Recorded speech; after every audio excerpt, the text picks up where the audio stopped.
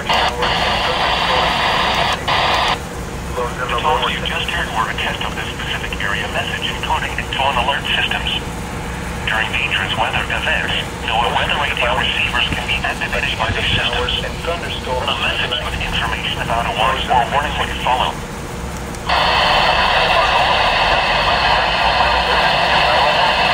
On each Wednesday, if there is a threat of severe weather, the test may be postponed until the next weather day.